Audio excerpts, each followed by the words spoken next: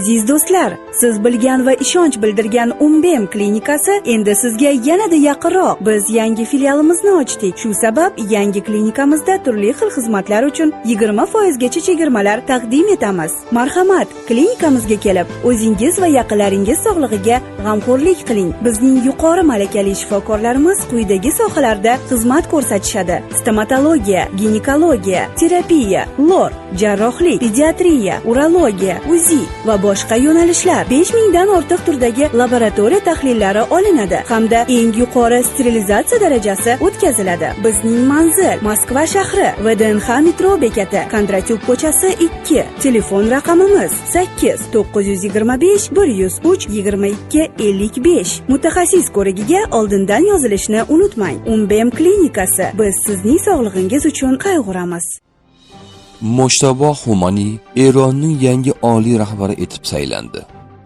AQSh Eronga nisbatan tajovuzi uchun pushaymon bo'ladi, deb ma'lum qildi Eron bosh shtabi. Mojtabo Xomani qo'mondonligi ostida Qo'shma Shtatlar va boshqa dushmanlarimizni Eronga qarshi har qanday agressiyasi uchun pushaymon qildiramiz, deyiladi bayonotda. Eron harbiy rahbariyati shuningdek, yangi oliy rahnamo davrida ham mamlakat manfaatlari va xavfsizligini dushmanlarning fitnalaridan himoya qilishda davom etishini ta'kidladi. AQSh ma'qullagan rahbargina Eronni boshqarishi mumkin, dedi Donald Tramp.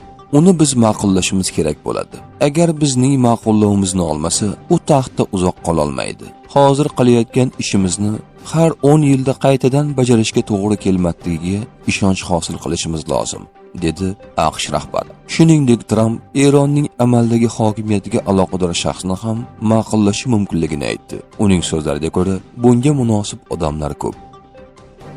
AQSh rahbari Donald Tramp hozirda Eronga qarshi quruqlikdagi harbiy amaliyot o'tkazishni rejalashtirmayapti, lekin bu variantni inkor etmayapti.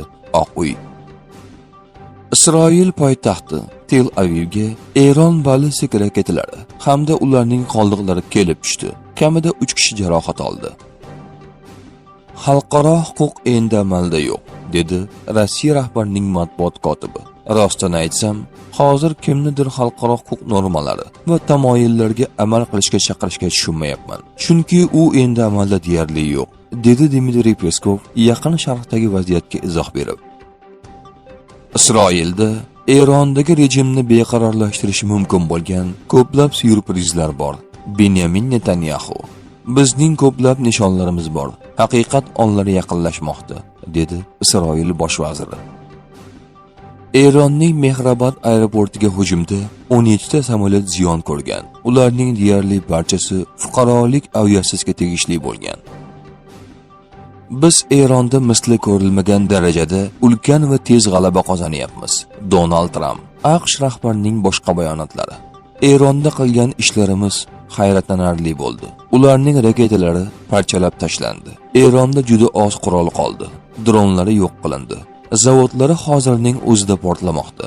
Eron floti endi yo'q. U dengiz tubida. 6 kunda ularning 42 ta kemasini cho'ktirib yubordik. Eron armiyasidagi har bir element yo'q qilindi. Ularning rahbariyati yo'q qilindi. Yo'q qilinmagan deyarli hech narsa qolmadi, deb ta'kidladi Amerika rahbari. Oliy Milliy xavfsizlik kengashi kotibi Ali Larijani barcha maxsus holatlarga va Trampning bombardimon tahdidlariga qaramay o'z yig'ilishini o'tkazgan hurmatli ekspertlar kengashiga minnatdorchilik bildirishimiz kerak. Imom Xomaniyning o'limi boshi berk ko'chaga olib keladi deb o'ylagan dushmanlarning barcha hiyla-nayranglariga qaramay ekspertlar kengashi o'z ishini vaqtida boshladi va taniqli nomzodlar orasidan Oyatulloh Said Mojtabo Xomaniyni sayladi. Eron Trampning talablariga ochiqchasiga qarshi chiqib, Mojtabo Xomaniyni sayladi. Bu esa Qo'shma Shtatlar va Isroil bilan hech qanday kelishuv bo'lmasligini anglatadi. Wall Street jurnali. Avvalroq Tramp Xomaniyning o'g'li Eronning yangi oliy rahnamosi bo'lishga qarshi chiqqan edi. Bekorga vaqt sarflashyapti. Xomaniyning o'g'li hech kim. Men Venezuelada Delsi Rodriguez bilan bo'lgani kabi tayinlovda ishtirok etishim kerak, degan edi Tramp. NBC News telekanalining boshlovchisi Abbos Aroqchi bilan suhbat o'tkazdi. Boshlovchi unga shunday savol berdi: Eron Amerika kuchlarini aniqlashda Rossiyadan yordam olmoqda. Sizga haqiqatdan ham shunday yordam berilyaptimi? Aroqchi javob berdi. Biz Rossiya bilan hamkorlik qilamiz. Boshlovchi: demak sizning javobingiz ha. Aroqchi javob berdi. Eron va Rossiya o'rtasidagi harbiy hamkorlik yangilik emas va hech qachon yashirin bo'lmagan. Ilgari ham u mavjud bo'lgan, hozir ham mavjud va kelajakda ham davom etadi. Boshlovchi: Rossiya sizga Amerika kuchlarini aniqlashda yordam beryaptimi? Aroqchi: menda aniq harbiy ma'lumotlar yo'q, lekin bilganimcha bizda Rossiya bilan ajoyib hamkorlik bor. Boshlovchi: demak ular sizga ma'lumotlar berishadimi? Aroqchi: ular bizga turli sohalarda yordam berishadi. Menda hech qanday tafsilotlar yo'q, deb o'z so'zini yakunladi Eron tashqi ishlar vaziri. Eronda rejim qulaganida Qo'shma Shtatlar butun Yaqin Sharqqa ega bo'ladi va juda ko'p pul ishlab topadi, dedi AQSh senatori Lindsey Graham. Eron tashqi ishlar vaziri Abbos Aroqchi: bizning yerimizga bostirib kirgan har qanday dushmanga qarshi kurashish, ularni yo'q qilish va o'ldirish uchun ularni kutadigan juda jasur askarlarimiz bor. Bu yaqin kunlarda, kelgusi yillarda va har doim Eronda shunday bo'ladi. Biz jasur xalqmiz.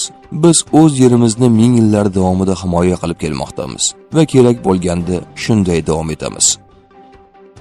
Eron markaziy qo'mondonligi vakili Hatam al-Anbiya, Ar-Ruways, Al-Harj va Al-Arza hududlaridagi 4 ta juda uzoq masofali THAAD radar stansiyalarini so'nggi 24 soat ichida yo'q qilindi.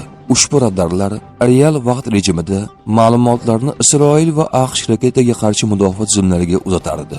Endi dushmanning erta ogohlantirish tarmog'iga jiddiy ziyon yetkazilgandan so'ng bosib olingan hududlarda raketa hujumi signallari raketalar zarba bergan paytda aniq chalinmoqda, deb ma'lum qildi u.